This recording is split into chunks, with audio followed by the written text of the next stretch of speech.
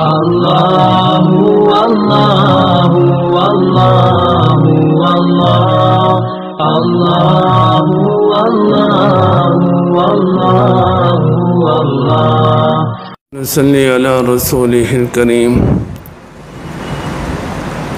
اما بعد فاعوذ باللہ من الشیطان الرجیم بسم اللہ الرحمن الرحیم یا ایہا الذین آمنوا کتب علیکم الصیام کما کتب علی الذین من قبلکم لعلکم تتقون صدق اللہ العظیم سبحانک لا علم لنا الا ما علمتنا انک انت العلیم الحکیم سبحان ربک رب العزت عما یصفون وسلام علی المرسلین والحمد للہ رب العالمین معزز حاضرین، محترم سامعین، رمضان ماہ مبارک ہے، برکتوں والا مہینہ ہے، رحمتوں والا مہینہ ہے۔ اللہ پاک نے اس جہان میں کئی چیزیں باعث برکت بنائی ہیں۔ اللہ پاک نے اولاد کے لیے ماں باپ کو باعث برکت بنایا ہے۔ اگر اولاد ماں باپ کی خدمت کرے، ماں باپ کو راحت اور آرام اور سکون پہنچائے، ماں باپ سے دعائیں لے، تو اولاد کی زندگی میں بھی برکت ہوتی ہے، رزق میں بھی برکت ہوتی ہے۔ اور یہ ماں باپ نیکیوں میں بھی اولاد کے لیے باعث برکت ہیں۔ چنانچہ حدیث میں ہے، اگر کوئی محبت کی نظر سے اپنے ماں باپ کو دیکھے تو اسے حج اور عمرے کے برابر ثواب ملے گا۔ اگر کوئی 100 بار دیکھے تو 100 بار حج اور عمرے کا ثواب ملے گا۔ تو ماں باپ اولاد کے لیے باعث برکت ہیں۔ ماں باپ خود جیسے بھی ہوں، اولاد اگر ماں باپ کی قدر کرے تو اولاد کو بہت فائدہ پہنچے گا۔ برکت بس اوقات ظاہری طور پر ہوتی ہے اور بس اوقات معنوی طور پر ہوتی ہے۔ ایک محکمہ میں 2 ملازم تھے، ایک صرف اپنی تنخواہ پہ اکتفا کرتا اور دوسرا تنخواہ کے ساتھ کچھ اپنے ہاتھ کی صفائی بھی دکھاتا۔ تو ایک دن یہ ہاتھ کی صفائی دکھانے والا دوسرے سے کہنے لگا کہ آپ پرسکون بھی ہیں اور خوشحال بھی ہیں، اور میں پریشان حال ہوں، خوشحال نہیں ہوں اور سکون سے بھی تہی دست ہوں۔ تو پہلے نے اسے کہا کہ فرق یہ ہے کہ اللہ نے میری روزی میں برکت رکھی ہے اور آپ کی روزی میں برکت نہیں، اس لیے کہ آپ اپنی حلال روزی میں دوسری بھی ملا لیتے ہیں۔ پھر اس نے مثال کے طور پر سمجھایا کہ دیکھیے، میرے پاس 2 سال سے ایک ہی قلم ہے، مجھے قلم تبدیل کرنے کی ضرورت پیش نہیں آئی، اور آپ کو بس اوقات 1 مہینے میں بھی 2 3 قلم بدلنے پڑتے ہیں۔ پھر کہا کہ گاڑی آپ کے پاس بھی ہے، میرے پاس بھی ہے، آپ مجھے ہر آئے دن بتاتے ہیں کہ گاڑی خراب ہو گئی ہے، ورکشاپ میں ہے، کبھی آپ نے مجھ سے بھی سنا کہ میں نے آپ سے کہا ہو کہ میری گاڑی ورکشاپ میں ہے؟ آپ ہر آئے دن بتاتے ہیں کہ بیوی بیمار ہے، بچے بیمار ہیں، ہسپتال میں ہیں، کبھی آپ نے مجھ سے بھی سنا کہ میرے بیوی بچے ہسپتال میں ہیں؟ بیماری ہمارے ہاں بھی آتی ہے، کہتے ہیں معمولی سا علاج کراتے ہیں، ہومیوپیتھک ڈاکٹر سے دوا لے لیتے ہیں، اللہ پاک شفا دے دیتے ہیں، زیادہ اخراجات کی نوبت نہیں آتی۔ پھر اسے سمجھایا کہ اللہ نے حلال میں برکت رکھی ہے، حرام میں برکت نہیں رکھی۔ تو بہرحال اللہ پاک نے اس جہاں میں کئی چیزیں باعث برکت رکھی ہیں، جیسے ماں باپ اولاد کے لیے باعث برکت ہیں، اسی طرح مہمان بھی صاحب خانہ کے لیے باعث برکت ہے، جبکہ صاحب خانہ کی پیشانی پر بل نہ پڑے، وہ اس کے آنے سے پریشان نہ ہو۔ اگر پیشانی پہ بل پڑ گئے تو پھر اللہ پاک کی طرف سے جو رحمت آنے والی تھی وہ موقوف ہو گئی۔ اسی طرح اللہ پاک نے اپنے گھر کو باعث برکت بنایا ہے جہان والوں کے لیے۔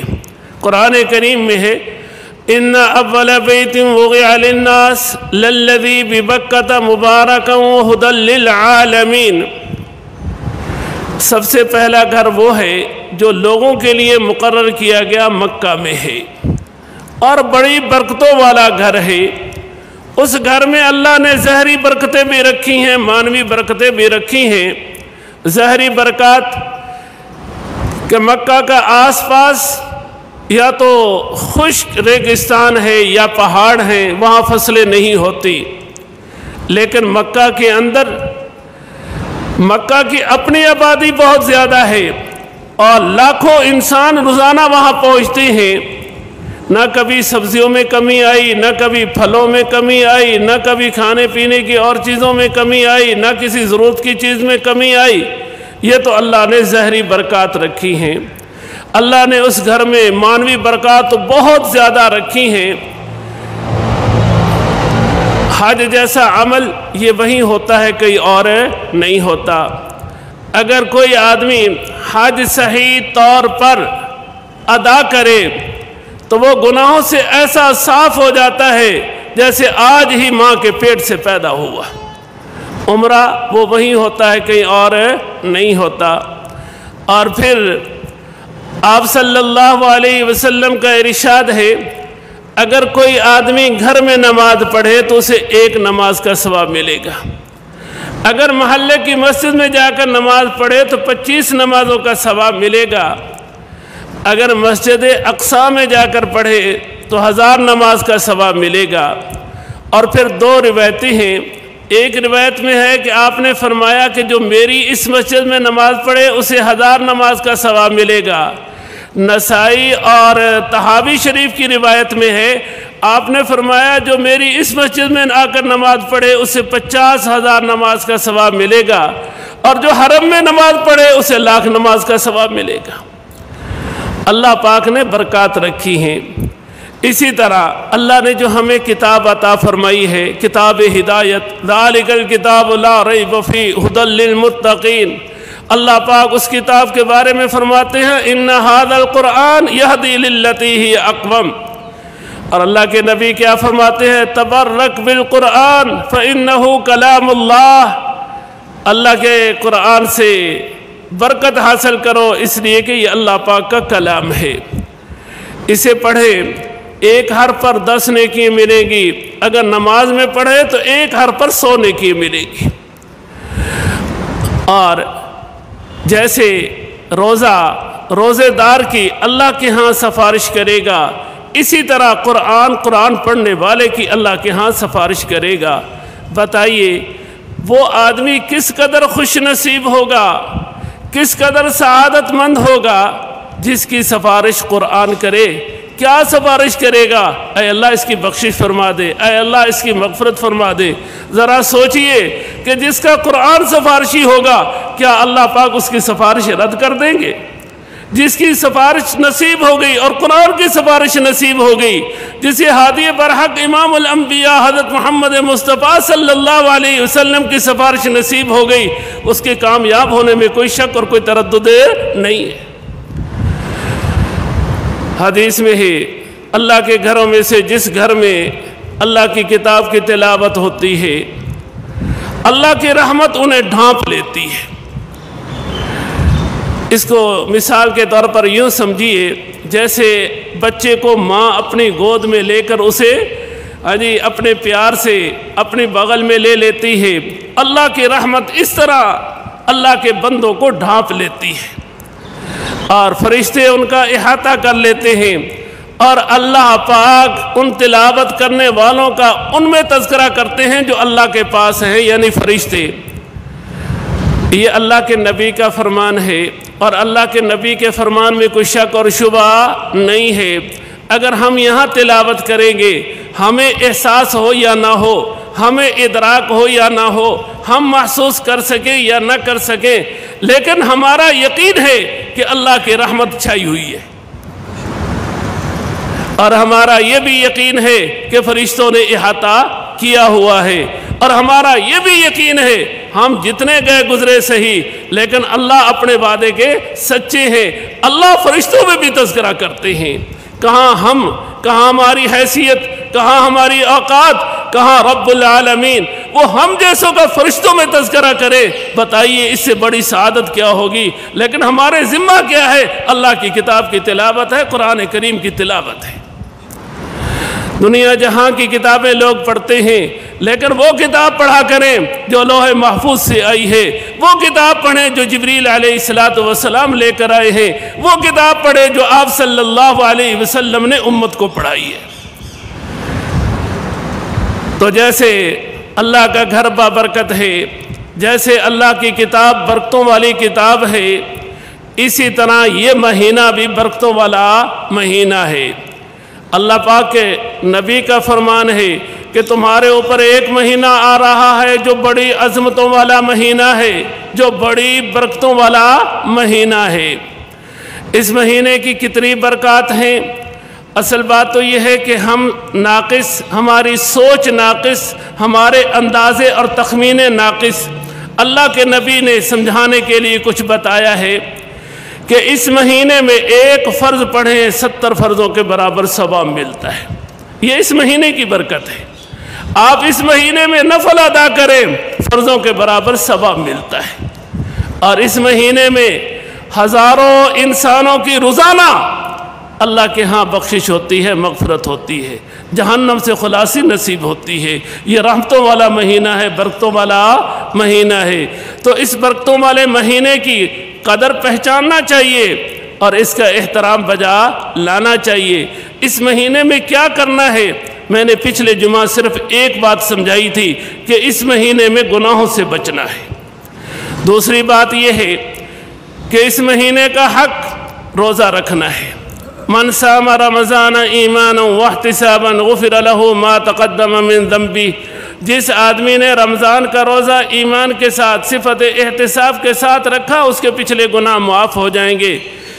اگر کوئی آدمی بغیر عذر کے، بغیر مجبوری کے رمضان کا روزہ چھوڑ دے، پھر زندگی بھر روزے رکھتا رہے، ایک روزے کی تلافی نہیں ہو سکتی، قضا ہو جائے گی، تلافی نہیں ہو سکتی۔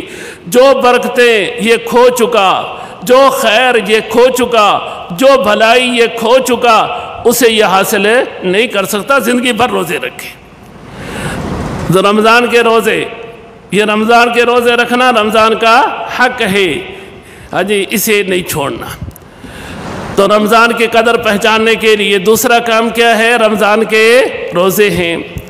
اور تیسرا کام نماز کی پابندی ہے۔ سب سے پہلے تو فرض نماز۔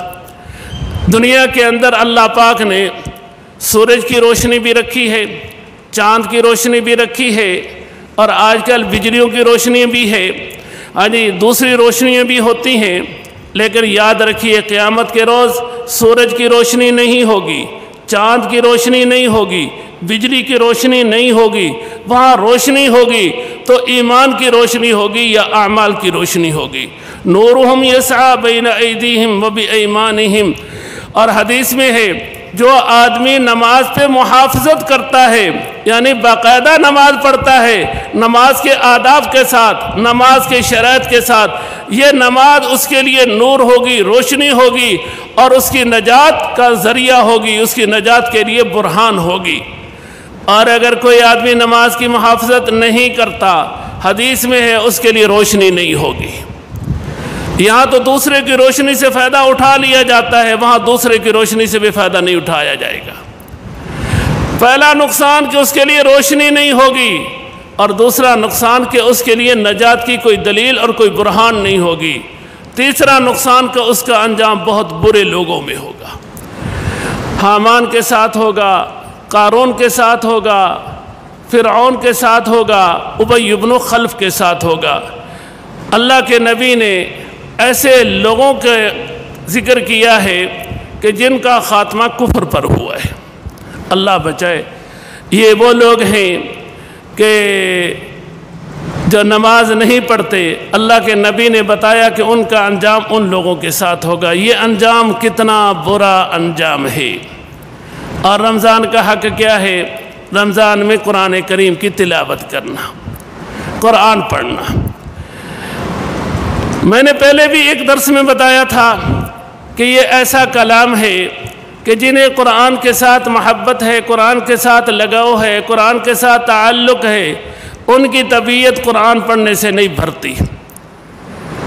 جیسے سورج دیکھنے سے کبھی کسی کی طبیعت نہیں بھری، آسمان دیکھنے سے کبھی نہیں بھری، اسی طرح جن کا قرآن سے لگاؤ تعلق ہے، قرآن پڑھنے سے ان کی طبیعتیں نہیں بھرتی۔ کتنے لوگ ہیں اس زمانے میں بھی ہیں جو روزانہ ایک قرآن پورا پڑھتے ہیں، روزانہ پڑھتے ہیں۔ یہ ایسی لذیذ کتاب ہے۔ تو قرآن اس مہینے میں اور کام کرنے کا کیا ہے؟ قرآن کریم کی تلاوت کرنا ہے، جتنی بھی ہو سکے اس کی تلاوت کی جائے۔ اس مہینے میں اور کام کرنے کا کیا ہے؟ نبی کریم صلی اللہ علیہ وسلم نے فرمایا 4 کام اس مہینے میں کثرت سے کرو۔ نمبر 1، ذکر کثرت سے کرو، لا الہ الا اللہ کا ذکر کثرت سے کرو۔ دوسرا یہ فرمایا کہ استغفار کثرت سے کرو۔ تیسرا یہ فرمایا کہ اللہ سے جنت مانگو، کثرت سے مانگو۔ چوتھا یہ فرمایا کہ جہنم سے پناہ مانگو اور کثرت سے پناہ مانگو۔ تو 4 کاموں میں سے پہلا کام کیا ہے؟ لا الہ الا اللہ کا پڑھنا ہے۔ یہ لا الہ الا اللہ دین کی اصل ہے، ایمان کی بنیاد ہے۔ یہ جتنا زیادہ پڑھا جائے گا ایمان کی جڑ مضبوط ہوگی، اور ایمان کا مدار اسی پاک کلمے پر ہے، بلکہ دنیا کی بقا کا مدار بھی اسی پاک کلمے پر ہے۔ حدیث میں ہے اس وقت تک قیامت قائم نہیں ہوگی جب تک اس جہاں میں کوئی لا الہ الا اللہ پڑھنے والا موجود ہے، اور دوسری حدیث میں ہے اس وقت تک قیامت قائم نہیں ہوگی جب تک اس دنیا میں کوئی اللہ اللہ کرنے والا موجود ہے۔ تو ایمان کا مدار بھی اسی پاک کلمے پر ہے، اور اس دنیا کی بقا کا مدار بھی اسی پاک کلمے پر ہے۔ حضرت ابو ہریرہ رضی اللہ تعالی عنہ وہ بیان کرتے ہیں کہ میں نے نبی کریم صلی اللہ علیہ وسلم سے پوچھا کہ آپ کی شفاعت سے سب سے زیادہ نفع کسے پہنچے گا؟ ہمیں بھی کبھی ایسا سوال ذہن میں آیا۔ یہ حضور کے صحابہ ہیں، یہ حضور کے صحابہ ہیں، کیسے سوال کرتے ہیں؟ سوال کیا ہے کہ آپ کی شفاعت کا سب سے زیادہ نفع کسے پہنچے گا؟ حضرت ابو ہریرہ رضی اللہ تعالیٰ عنہ حدیث یاد کرنے کے بہت زیادہ حریص تھے، تو آپ صلی اللہ علیہ وسلم نے فرمایا تمہاری حدیث پر حرص کی وجہ سے میرا گمان تھا کہ یہ سوال تم سے پہلے کوئی اور نہیں کرے گا، تو سب سے پہلے انہوں نے ہی سوال کیا۔ آپ صلی اللہ علیہ وسلم نے فرمایا قیامت کے روز میری شفاعت کا نفع اس شخص کو پہنچے گا جس نے اخلاص کے ساتھ لا الہ الا اللہ کہا، جس نے اخلاص کے ساتھ لا الہ الا اللہ کہا۔ یہ اخلاص کی قید کیوں لگائی؟ آپ کے زمانہ میں منافقین بھی کلمہ پڑھتے تھے، وہ بھی دعویٰ کرتے تھے کہ ہم مسلمان ہیں، وہ بھی دعویٰ کرتے تھے کہ ہم مومن ہیں۔ قرآن کریم میں ہے وَمِنَ النَّاسِ مَن يَقُولُ آمَنَّا بِاللَّهِ وَبِالْيَوْمِ الْآخِرِ وَمَا هُمْ بِمُؤْمِنِينَ۔ کچھ ایسے لوگ بھی ہیں جو زبان سے کہتے ہیں ہم اللہ پہ ایمان لائے، آخرت پہ ایمان لائے، وَمَا هُمْ بِمُؤْمِنِينَ، حالانکہ وہ ایمان والے نہیں ہیں۔ تو آپ کی شفاعت کا نفع اسے پہنچے گا جس نے اخلاص سے کلمہ پڑھا ہے۔ کلمہ تو منافقوں نے بھی پڑھا لیکن انہیں نفع نہیں ہوگا، کیونکہ انہوں نے اخلاص سے نہیں پڑھا۔ حضرت زید بن ارقم رضی اللہ تعالیٰ عنہ کا بیان ہے کہ نبی کریم صلی اللہ علیہ وسلم نے فرمایا جس آدمی نے اخلاص سے لا الہ الا اللہ پڑھا دخل الجنہ، جنت میں جائے گا۔ آپ صلی اللہ علیہ وسلم سے پوچھا گیا اخلاص کی علامت کیا ہے؟ آپ نے فرمایا کہ وہ کلمہ اسے حرام کاموں سے روک دے، یہ اس کی کیا ہے؟ علامت ہے۔ تو چنانچہ فقی ابو اللیث سمرقندی رحمہ اللہ تعالیٰ لکھتے ہیں کہ آدمی کو چاہیے کہ کثرت سے لا الہ الا اللہ پڑھتا رہے اور ایمان کی سلامتی کی دعا کرتا رہے اور گناہوں سے بچتا رہے، اس لیے کہ بس اوقات بعض گناہوں کی نحوست سے آخر وقت میں ایمان سلب ہو جاتا ہے۔ اللہ پاک سب کے ایمان کی حفاظت فرمائے، ایسے اعمال سے بچائے جن اعمال کی وجہ سے ایمان سلب ہو۔ بس اوقات ایسا ہوتا ہے کہ آدمی گناہ کرتا رہتا ہے اور موت آتی ہے تو توبہ کا موقع نہیں ملتا، گناہوں کی حالت میں موت آ جاتی ہے۔ ایک عبرتناک واقعہ کراچی میں حضرت مولانا محمد یوسف لدھیانوی شہید رحمہ اللہ تعالیٰ کے پاس کسی نے خط لکھا کہ ایک آدمی پہ موت آئی اس حالت میں کہ وہ کسی عورت کے ساتھ بدکاری میں مبتلا تھا۔ مولانا نے اس کا جواب لکھا کہ جو آدمی جس حالت میں زندگی گزارتا ہے اسی حالت میں اس پہ موت آتی ہے، اور جس حالت میں موت آئے گی اسی حالت میں حشر میں اٹھایا جائے گا۔ اب یہ تو کوئی بھی نہیں چاہتا کہ میرا حشر بدکاروں کے ساتھ ہو، میرا حشر رہزنوں کے ساتھ ہو، میرا حشر شرابیوں کے ساتھ ہو، میرا حشر بدکاروں کے ساتھ ہو، یہ کوئی بھی نہیں چاہتا۔ تو پھر اگر یہ چاہتا ہے کہ میرا حشر نیک لوگوں کے ساتھ ہو تو پھر اس دنیا میں نیک لوگوں کے ساتھ رہن سہن اختیار کیا جائے۔ جس حالت میں رہے گا اسی حالت پہ موت آئے گی، جس حالت پہ موت آئے گی اسی حالت پہ اٹھایا جائے گا۔ گناہوں کی وجہ سے بس اوقات کلمہ پڑھنے کی توفیق نہیں ہوتی۔ نبی کریم صلی اللہ علیہ وسلم کو بتایا گیا کہ ایک آدمی کا آخر وقت ہے اور اس کی زبان پہ کلمہ جاری نہیں ہو رہا۔ آپ صلی اللہ علیہ وسلم نے تحقیق کی تو پتہ چلا کہ اس کی ماں اس سے ناراض ہے۔ آپ صلی اللہ علیہ وسلم نے ماں کو بلایا اور اسے سمجھایا تو وہ کہتی ہے نہیں میں تو نہیں معاف کروں گی۔ اتنا دل دکھایا ہوگا۔ پھر آپ صلی اللہ علیہ وسلم نے فرمایا اگر کوئی آدمی بہت زیادہ آگ جلائے اور تیرے بیٹے کو اس میں ڈالنا چاہے تو کیا تو اس کی سفارش کرے گی؟ تو اس نے کہا میں ضرور سفارش کروں گی۔ آپ نے فرمایا پھر اسے معاف کر دے۔ ماں نے معاف کیا، اس آدمی کی زبان پہ آسانی سے کلمہ جاری ہو گیا۔ آپ صلی اللہ علیہ وسلم نے اس پہ کیا ہے اللہ پاک کا شکر ادا کیا۔ ایک صحابی ہے حضرت عمرو بن العاص رضی اللہ تعالی عنہ، وہ بیان کرتے ہیں کہ آپ صلی اللہ علیہ وسلم نے فرمایا میں ایک ایسا کلمہ جانتا ہوں جو آدمی حق جانتے ہوئے دل سے وہ کلمہ پڑھ لے تو وہ آدمی جہنم پہ حرام ہو جائے گا، یعنی جہنم میں نہیں جائے گا۔ اور وہ کلمہ کیا ہے؟ لا الہ الا اللہ۔ تو اس میں نماز کا بھی اہتمام، تراویح کا بھی اہتمام، نوافل کا بھی اہتمام، تلاوت کا بھی اہتمام، ذکر اذکار کا بھی اہتمام، استغفار کا بھی اہتمام اور دعا کا بھی اہتمام۔ حدیث میں ہے جس آدمی کے لیے دعا کا دروازہ کھول دیا گیا اس کے لیے رحمت کے دروازے کھول دیے گئے۔ دعا کا ایک دروازہ کھولا، رحمت کے کئی دروازے کھلے۔ حدیث میں ہے جس آدمی کو دعا کی توفیق ہو گئی اس کے لیے قبولیت کا دروازہ کھل گیا۔